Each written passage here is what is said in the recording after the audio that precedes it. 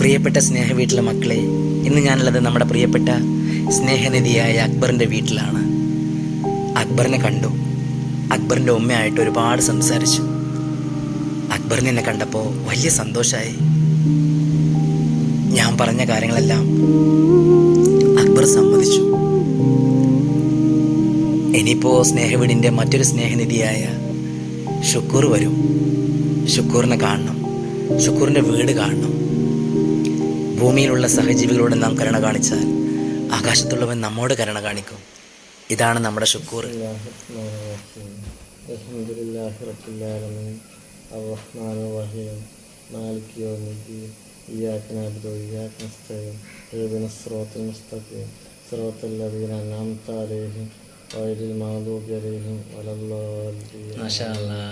ഇനി ഒരു കുലുവല്ലാവും ഇവിടെ.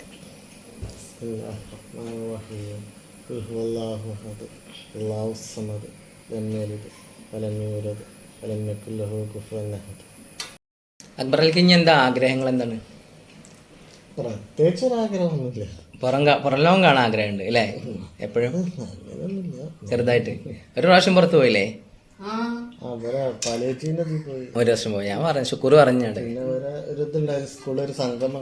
അതിന് പോയി. മാഷാ അല്ലാ. വീൽ ചെയറിലാ? ആംബുലൻസിൽ കടത്തിയിട്ടില്ലേ? ആ, ഓക്കെ ടൂർ ഇവിടെ നൂറിലക്കിലായിരുന്നു, തിരൂര്. അവിടെ തന്നെ ഒരു ആംബുലൻസ് ഇതാക്കി സ്ട്രെച്ചറില്. ഓക്കെ. നമ്മളെ സ്നേഹ വീട്ടിൽ എല്ലാവരോടും എന്താ പറയുള്ളത്? അല്ല, അത് പ്രശ്നമില്ല. നിങ്ങൾക്ക് പറ്റുന്ന അങ്ങനെ പറഞ്ഞാൽ നിങ്ങൾക്ക് എന്താ പറയാനുള്ളത്? സ്നേഹ വീട്ടിലെ ഒരുപാട് സഹോദരി സഹോദരങ്ങളുണ്ട്, നല്ല സ്നേഹിക്കാൻ അറിയാം. അവരോടൊക്കെ നിങ്ങൾക്ക് എന്താ പറയാനുള്ളത്? എല്ലാവരും നല്ല സന്തോഷത്തോടെയും സ്നേഹത്തോടെയും ഐക്യത്തോടെയൊക്കെ ജീവിക്കുക.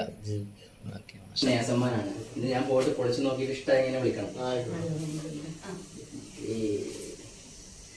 നല്ല കുട്ടിയാണോ? പറഞ്ഞ പോലെ കാര്യങ്ങളൊക്കെ ചെയ്യണം.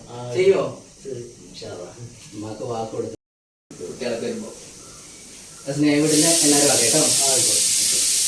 അപ്പൊ ഞാൻ എന്താ ആവശ്യമെങ്കിലും വിളിക്കണം. ഞാനിപ്പോ പോവാണ്. ഇനി വരും.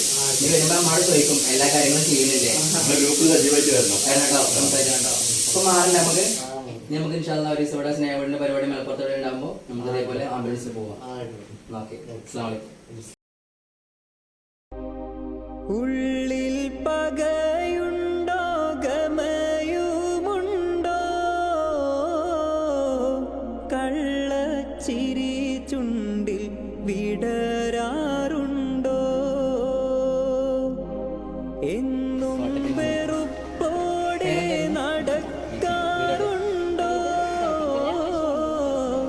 വെറുതെ കൊടും വാശി പിടിക്കാറുണ്ടോ, തുണി വെള്ള പുതപ്പിൽ നിന്നെ മൂടും ഒടുവിലായി കബറിൽ തന്നെ.